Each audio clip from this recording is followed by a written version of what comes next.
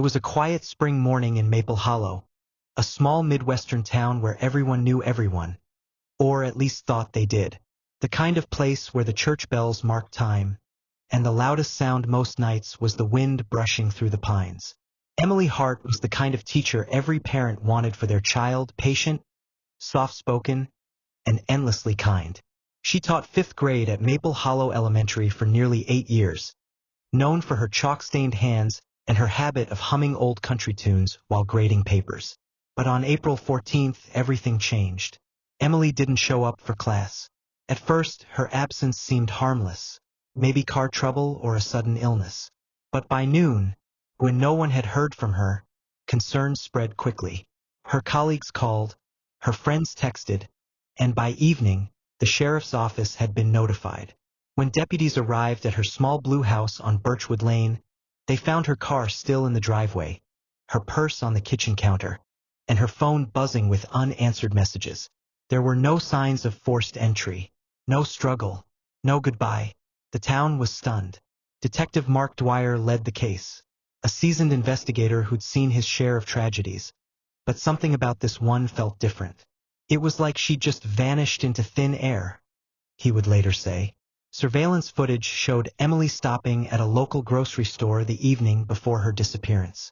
She smiled at the cashier, paid for a bottle of wine and a small bouquet of daisies, then drove home. That was the last confirmed sighting of her alive. With no immediate evidence, police considered the worst, a random abduction, perhaps a transient passing through town. Maple Hollow wasn't the kind of place where people went missing. Not teachers, not Emily.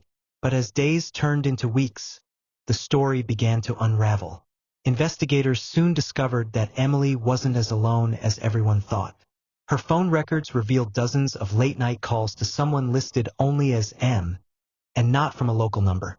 Digging deeper, they traced the contact to Michael Reynolds, a married contractor who'd worked on repairs at the school the previous fall. When questioned, Michael admitted knowing Emily, but insisted their relationship was purely professional. But texts told a different story. Intimate messages, hidden meetings, and a breakup just days before she disappeared. He claimed he ended it to save his marriage. Emily, he said, didn't take it well. It would have been an easy conclusion, a crime of passion, a lover's argument gone too far. But something about Michael's alibi held. Phone records and gas receipts placed him 60 miles away that night. So who else knew about their secret? 2 months after Emily vanished, hikers discovered a shallow grave near the edge of Lake Hollow, less than a mile from her home. Inside was a woman's body, wrapped in a quilt from Emily's own house. Dental records confirmed it was her. The community mourned, and the case turned from a disappearance to a homicide. But then came the twist. DNA from the quilt didn't match Michael Reynolds. It matched someone closer to home, Emily's best friend, Lila Bowman. Lila and Emily had been inseparable since college. They taught at the same school, carpooled daily, and spent weekends gardening or baking together. To everyone, their friendship was the picture of loyalty.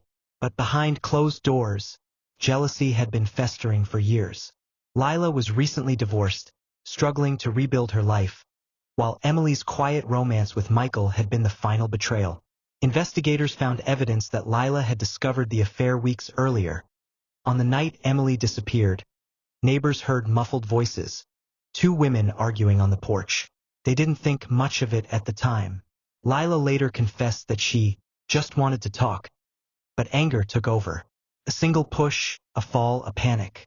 She wrapped her friend's body in a quilt and drove to the lake before dawn, too ashamed to call for help.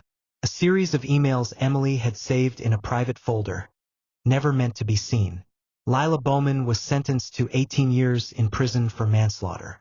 At her sentencing, she told the court, "I didn't mean to kill her. I just couldn't lose her." Maple Hollow never fully recovered. The classroom where Emily once taught remains untouched. Her chalkboard still faintly marked with the date she was supposed to return. And every year on April 14th, townsfolk gather outside the school with candles and daisies, the same flowers she bought the night she vanished. Because in Maple Hollow, some lessons are never forgotten, and some secrets never stay buried. Thanks for watching. Subscribe, like, and share for more interesting stories.